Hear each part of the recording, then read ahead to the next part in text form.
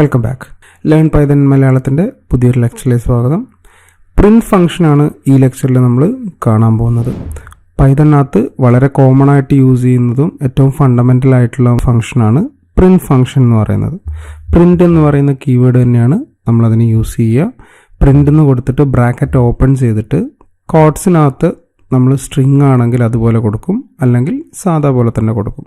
Suppose ഞാനിവിടെ ഒരു message കൊടുക്കുകയാണ്, welcome to IMPLearn. Okay, so quotes ഞാൻ ക്ലോസ് ചെയ്തു, ബ്രാക്കറ്റ് ക്ലോസ് ചെയ്തു.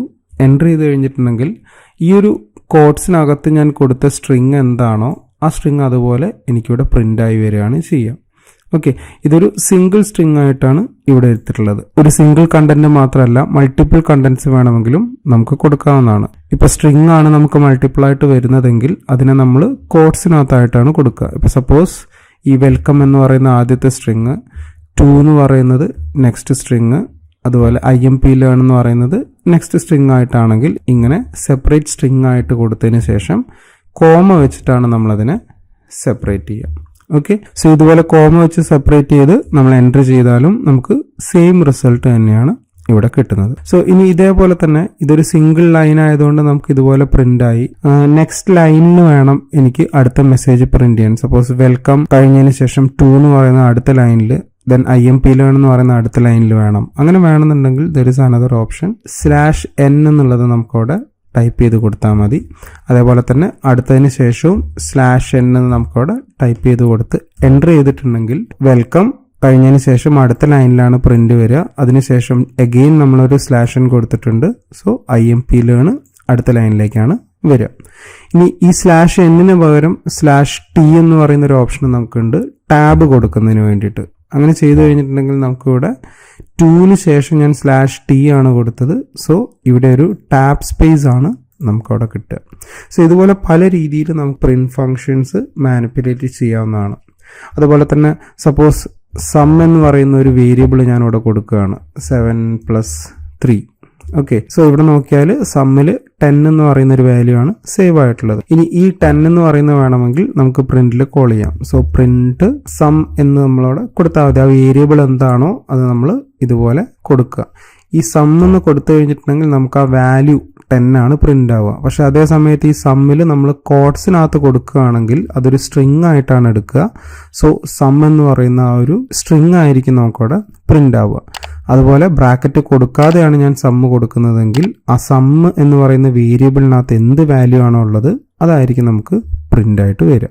ഇനി ഇതേ സമയത്ത് എനിക്കൊരു സ്ട്രിങ്ങും കൂടെ ചേർത്ത് പ്രിന്റ് ചെയ്യണമെന്നുണ്ടെങ്കിൽ ഇവിടെ എനിക്ക് കോട്ട്സിനകത്ത് ഞാൻ ആ മെസ്സേജ് ടൈപ്പ് ചെയ്യാം, ദ സം ഈസ്, ഈ ഒരു മെസ്സേജാണ് എനിക്ക് വേണ്ടത്. അതിനുശേഷം ജസ്റ്റ് കോമ ഇട്ടിട്ട് സം എന്ന് കൊടുക്കുകയാണെങ്കിൽ നമുക്ക് ആ സം ഈസ് 10 എന്നുള്ള ഒരു മെസ്സേജ് നമുക്ക് അവിടെ കിട്ടും. ഇനി നമ്മൾ ആ സമ്മിൻ്റെ വാല്യൂ 10ന് പകരം മേ ബി 10+5 15 എന്നാക്കി മാറ്റി കൊടുത്തിട്ടുണ്ടെങ്കിൽ ഈ സെയിം കമാൻഡ് ഞാൻ അഗെയിൻ റൺ ചെയ്തിട്ടുണ്ടെങ്കിൽ സം ഈസ് 15 എന്നായിരിക്കും അവിടെ കാണിക്കും. ഇതേ സെയിം പ്രിന്റ് കമാൻഡിൽ തന്നെ സമ്മിൻ്റെ വാല്യൂ ഞാൻ വേരി ചെയ്ത് കൊടുത്തപ്പം അവിടെ എനിക്ക് റിസൾട്ട് വേറെയാണ് വന്നത്. സോ ഇതുപോലെ വേരിയബിൾസ് വേണമെങ്കിലും നമുക്ക് എന്ത് ചെയ്യാം, പ്രിന്റ് ഫംഗ്ഷനകത്ത് കോൾ ചെയ്യാവുന്നതാണ്. ഇനി പ്രിന്റ് ഫംഗ്ഷനകത്ത് വരുന്ന മറ്റു ചില കാര്യങ്ങൾ കൂടെ നമുക്ക് ജസ്റ്റ് ഒന്ന് നോക്കാം. നമുക്ക് പല സ്ഥലങ്ങളിലും ഇത് ചിലപ്പം ആവശ്യം വരാറുണ്ട്. സോ ഇവിടെ ഞാൻ ഈ ടെർമിനലൊന്ന് മാറ്റിയിട്ട് നമ്മൾ ഇതിനു മുമ്പ് ക്രിയേറ്റ് ചെയ്തിട്ടുള്ള ഒരു പൈതൺ ഫയലാണ് ഞാനിവിടെ കാണിക്കുന്നത്. ഇത് ഞാൻ ജസ്റ്റ് ഇവിടെ ഞാൻ ആ പ്രിന്റ് എന്നുള്ളത് ടൈപ്പ് ചെയ്യാണ്. സോ ഞാൻ ഈ കേഴ്സർ ഇതിൻ്റെ മുകളിലേക്ക് കൊണ്ടുപോയിട്ടുണ്ടെങ്കിൽ നിങ്ങൾക്ക് ഇവിടെ കാണാം ഈ VS കോഡിൻ്റെ ഒരു ഇമ്പോർട്ടൻസ് ആണ്. നമ്മൾ ആ ഒരു പെർട്ടിക്കുലർ പ്രിന്റ് ഫംഗ്ഷൻ അകത്ത് വരുന്ന സിൻടാക്സും അതിൻ്റെ ഇമ്പോർട്ടൻറ്റ് ഡോക്യുമെൻറ്റ്സും ആണ് നമുക്കിവിടെ കാണാൻ പറ്റുന്നത്. ഇവിടെ നിങ്ങൾ നോക്കിയാൽ കാണാം പ്രിന്റ് എന്ന് പറയുന്ന ഫംഗ്ഷനാണ്. സോ DF എന്ന് പറയുന്നത് നമ്മൾ ഫംഗ്ഷൻ ഡിഫൈൻ ചെയ്യാം, അതൊക്കെ നമ്മൾ പിന്നീട് പഠിക്കും. സോ ഇവിടെ നിങ്ങൾ ഈ വാല്യൂസിലാണ് നമ്മൾ നേരത്തെ കാര്യങ്ങളൊക്കെ കൊടുത്തിരുന്നത്. സ്ട്രിങ് ആണെങ്കിലും വേരിയബിൾ ആണെങ്കിലും എല്ലാം നമ്മൾ ഈ വാല്യൂസിലാണ് കൊടുത്തിട്ടുള്ളത്. അതിനുശേഷം സെപ്പറേറ്റ് നോക്കി കണ്ടെങ്കിൽ നിങ്ങളിവിടെ വേറെ 2 പാരാമീറ്റേഴ്സ് കാണാൻ പറ്റും. ദാറ്റ് ഈസ് SCP എന്ന് പറയുന്നൊരു പാരാമീറ്റർ, എൻഡ് എന്ന് പറയുന്നൊരു പാരാമീറ്റർ, ഫയൽ, ഫ്ലഷ് എന്ന് പറഞ്ഞിട്ടുള്ള ഡിഫറെൻറ്റ് പാരാമീറ്റേഴ്സ് നമുക്കിവിടെ കാണാം. ഇതിൽ നമുക്ക് മെയിനായിട്ട് കാണേണ്ടത് ഒന്ന് ഈ SCP, ദാറ്റ് ഈസ് സെപ്പറേറ്റർ, അതിൻ്റെ ഒരു ഷോർട്ട് ഫോം ആണ് SCP. സോ SCP എന്ന് പറയുന്ന പാരാമീറ്ററും അതുപോലെ end എന്ന് പറയുന്ന പാരാമീറ്ററും. സോ ഇവിടെ നിങ്ങൾ നോക്കിയാൽ നമ്മളൊന്നും കൊടുത്തിട്ടില്ല എന്നുണ്ടെങ്കിൽ ഈ SCP പാരാമീറ്റർ ഒരു സ്പേസ് ആയിട്ടാണ് എടുക്കുക. അതേപോലെ തന്നെ എൻഡിലും നമ്മളൊന്നും കൊടുത്തിട്ടില്ല എന്നുണ്ടെങ്കിൽ /n നെക്സ്റ്റ് ലൈൻ ആയിട്ടാണ് ഇവിടെ എടുക്കുക. സോ ഇത് രണ്ടും എന്താണെന്നുള്ളത് നമുക്ക് ജസ്റ്റ് ഒന്ന് നോക്കാം. സോ നമുക്ക് ഈ ടെർമിനലിലേക്ക് തന്നെ തിരിച്ചു വരാം. സോ നമ്മൾ നേരത്തെ യൂസ് ചെയ്ത ആ ഒരു മെസ്സേജ് തന്നെ നമുക്കൊന്ന് റീകോൾ ചെയ്യാം. അപ്പാരോ യൂസ് ചെയ്തിട്ട് അതൊന്ന് റീകോൾ ചെയ്യാണ്. സോ ഈ ഒരു message that is welcome to IMPLearn എന്ന് പറഞ്ഞത് ഞാൻ 3 സ്ട്രിങ് ആയിട്ട് ഇവിടെ കൊടുത്തിട്ടുണ്ട്. ഓക്കെ, വെൽക്കം എന്ന് പറയുന്ന ഫസ്റ്റ് സ്ട്രിങ്, 2 എന്ന് പറയുന്ന സെക്കൻഡ് സ്ട്രിങ്, IMPLearn എന്ന് പറയുന്ന തേർഡ് സ്ട്രിങ്. എൻ്റർ ചെയ്ത് കഴിഞ്ഞിട്ടുണ്ടെങ്കിൽ എനിക്ക് ഇതുപോലെ ഒരു മെസ്സേജാണ് വരിക. സോ ഇവിടെ നിങ്ങൾ നോക്കിയാൽ കാണാം, ഈ വെൽക്കം എന്ന് പറയുന്ന സ്ട്രിങ്ങിന് ശേഷം ഇവിടെ ഒരു സ്പേസ് ആണ് വന്നിട്ടുള്ളത്. അതുപോലെ 2 എന്ന് പറയുന്ന സ്ട്രിങ്ങിന് ശേഷവും ഒരു സ്പേസ് ഇവിടെ ഓട്ടോമാറ്റിക്കായിട്ട് വന്നിട്ടുണ്ട്. ഞാനിവിടെ സ്പേസ് ഒന്നും കൊടുത്തിട്ടില്ല, പക്ഷെ വന്നിട്ടുണ്ട്. സോ ഇവിടെ ഇങ്ങനെ ഈ ഒരു സ്പേസ് വരാനുള്ള റീസൺ എന്ന് പറഞ്ഞിട്ടുണ്ടെങ്കിൽ ഈ പ്രിന്റിൽ ഇവിടെ SCP എന്ന് പറയുന്ന ഈ ഒരു പാരാമീറ്റർ ഉണ്ട്. ഈ പാരാമീറ്ററിൽ ഓട്ടോമാറ്റിക് ആയിട്ട് ഇവിടെ സ്പേസ് ആണ് വന്നിട്ടുള്ളത്. അതായത് ഡിഫോൾട്ട് വാല്യൂ ഇവിടെ സ്പേസ് ആയിട്ടാണ് കൊടുത്തിട്ടുള്ളത്. അതുകൊണ്ടാണ് നമുക്ക് ഇവിടെ ഒരു സ്പേസ് വന്നത്. ഈ സെയിം സാധനം സ്പേസിന് പകരം എനിക്ക് വേറെ എന്തെങ്കിലും വേണമെന്നുണ്ടെങ്കിൽ അത് നമുക്ക് കൊടുക്കാൻ വേണ്ടിയിട്ടാണ് ഈ SCP എന്ന് പറയുന്ന സെപ്പറേറ്റർ വേരിയബിൾ നമുക്കവിടെ കൊടുത്തിട്ടുള്ളത്. അത് കൊടുക്കുന്നതിന് വേണ്ടിയിട്ട് ഞാൻ ഈ സെയിം കമാൻഡിൽ കോമ ഇട്ടതിന് ശേഷം SCP ഈക്വൽ ടു ഇതിൽ കോഡ്സിനകത്ത് ഞാനിപ്പോൾ സപ്പോസ് സ്റ്റാർ എന്ന് പറയുന്ന സിമ്പിൾ ഞാൻ കൊടുത്തു എന്ന് വിചാരിക്കുക. ഓക്കെ, SCP ഈക്വൽ ടു കോഡ്സിനകത്ത് സ്റ്റാർ കൊടുത്തു. ഇനി ഞാനൊന്ന് എൻ്റർ ചെയ്യുകയാണെങ്കിൽ ഇവിടെ നിങ്ങൾ നോക്കിയാൽ കാണാം, ആ ഒരു സ്പേസിന് പകരമായിട്ട് എനിക്ക് 2 സ്റ്റാറുകളാണ് വന്നിട്ടുള്ളത്. സോ ഓരോ സ്ട്രിങ് പ്രിന്റ് ചെയ്തതിന് ശേഷവും അടുത്ത സ്ട്രിങ് പ്രിന്റ് ചെയ്യുന്നതിന് മുമ്പ് ആ സെപ്പറേറ്റർ ഫംഗ്ഷൻ സ്പേസിന് പകരം സ്റ്റാർ ആണ് എടുത്തിട്ടുള്ളത്. ഈ സെയിം കമാൻഡിൽ ഈ സെപ്പറേറ്റർ ഞാനൊരു ഡോളർ സിമ്പിൾ കൊടുത്തെന്ന് വിചാരിക്കുക. എൻ്റർ ചെയ്തിട്ടുണ്ടെങ്കിൽ ഈ ഓരോ കീവേഡിന് ശേഷമുള്ള സെപ്പറേറ്റർ ഫംഗ്ഷൻ എന്ന് പറയുന്നത് ഒരു ഡോളർ സിമ്പിൾ ആയിരിക്കും. സോ ഇതുപോലെ ഫോഴ്സ്ഫുള്ളി നമുക്ക് എന്തെങ്കിലും സെപ്പറേറ്റർ കൊടുക്കണം എന്നുണ്ടെങ്കിൽ അതിനു വേണ്ടിയിട്ട് നമുക്ക് തന്നിരിക്കുന്ന ഒരു പാരാമീറ്റർ ആണ് ഈ SCP സെപ്പറേറ്റർ പാരാമീറ്റർ എന്ന് പറയുന്നത്. ഓക്കെ, സോ അതാണ് ഫസ്റ്റ് പാരാമീറ്റർ. ഇനി നമുക്ക് വേണ്ടത് ഈ എൻഡ് എന്ന് പറഞ്ഞിട്ടുള്ളതാണ്. സോ അതെന്താണെന്നുള്ളത് നമുക്കൊന്ന് നോക്കാം. സപ്പോസ് ഞാനിവിടെ 3 ടൈപ്പ് മൾട്ടിപ്പിൾ പ്രിന്റിംഗ് ആണ് ഇവിടെ ചെയ്യുന്നതെന്ന് വിചാരിക്കുക. സോ ഇതുപോലെ 3 പ്രിന്റിംഗ് ഫംഗ്ഷനായിട്ടാണ് ഞാനിവിടെ കൊടുത്തിട്ടുള്ളത്. ഇത് ഞാനിപ്പോൾ റണ്ണ് ചെയ്യുകയാണെങ്കിൽ എനിക്കിവിടെ നോക്കിയാൽ കാണാം വെൽക്കം ടു IMPLearn എന്ന് പറഞ്ഞ് 3 എണ്ണമായിട്ടാണ് എനിക്കിവിടെ വരുന്നത്. ഇനി ഈ 3 പ്രിന്റിംഗ് ഫംഗ്ഷൻ ഇവിടെ വരുന്നുണ്ടെങ്കിലും എനിക്ക് ഇങ്ങനെ 3 എണ്ണമായിട്ടല്ല വരേണ്ടത്, എനിക്ക് ഒറ്റ ലൈനിൽ തന്നെ വരണം.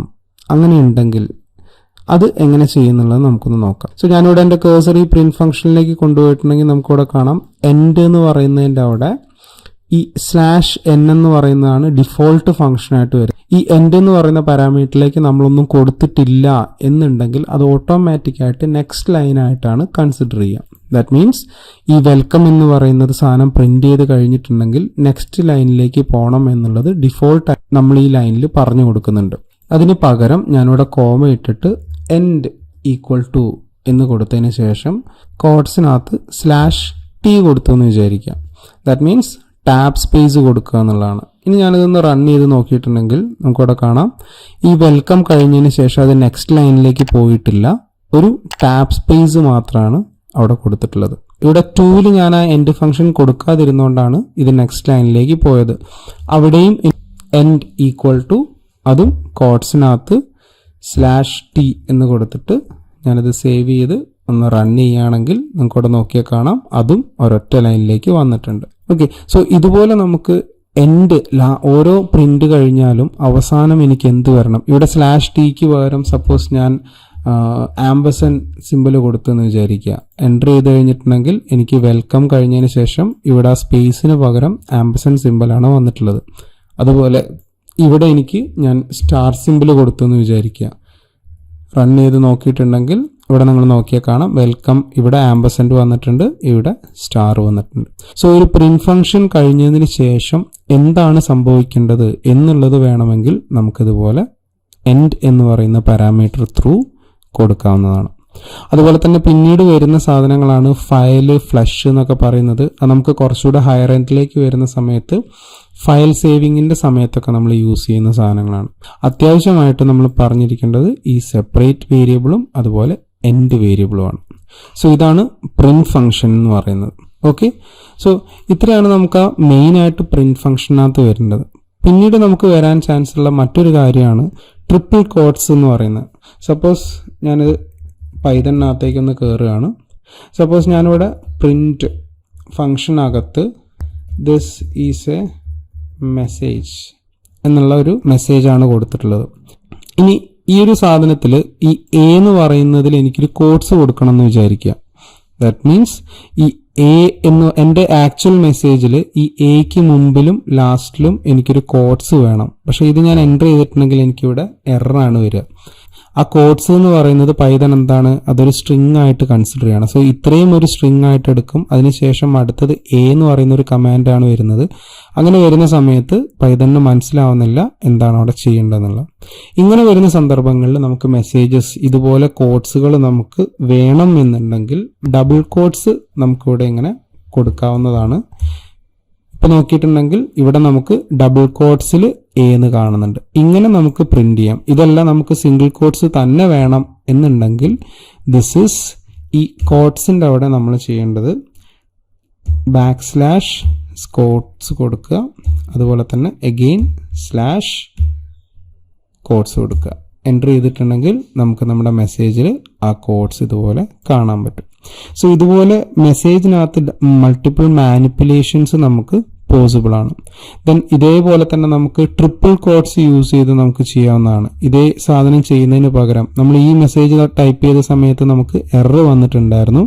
ഇവിടെ സിംഗിൾ കോട്ട്സിന് പകരം if you give triple quotes 3 quotes കൊടുത്തിട്ടുണ്ടെങ്കിൽ ഈ സെയിം മെസ്സേജ് നമുക്കിതുപോലെ പ്രിന്റ് ചെയ്യാവുന്നതാണ്. ട്രിപ്പിൾ കോട്ട്സിനകത്ത് നമ്മൾ എന്ത് കൊടുക്കുന്നോ അതൊക്കെ ഒരു ഡോക്യുമെന്റേഷൻ ആയിട്ടാണ് പൈതൺ കൺസിഡർ ചെയ്യുക. സോ ട്രിപ്പിൾ കോട്ട്സിനകത്ത് നമ്മൾ എത്ര കൊടുത്താലും, സപ്പോസ് നമുക്ക് മൾട്ടിപ്പിൾ ലൈൻ ആയിട്ട് വേണമെങ്കിലും നമുക്ക് ഡീറ്റെയിൽസുകൾ കൊടുക്കാവുന്നതാണ്. അത് ജസ്റ്റ് ഒരു ഡോക്യുമെന്റേഷൻ ആയിട്ടാണ് വരിക. സോ ഇതിൻ്റെ ഉള്ളിൽ നമ്മൾ ഇങ്ങനെ കോഡ്സ് കൊടുത്താലും പൈതൺ അത് പ്രിന്റ് ചെയ്ത് കാണിച്ചു തരും. ഓക്കെ, സോ ഇതൊക്കെയാണ് പ്രിന്റിങ്ങിനകത്ത് നമ്മൾ അറിഞ്ഞിരിക്കേണ്ട ഫണ്ടമെന്റൽ ആയിട്ടുള്ള കാര്യങ്ങൾ. Okay, thanks for watching the video. അടുത്ത വീഡിയോയിൽ കാണുന്നവരെ ഗുഡ് ബൈ.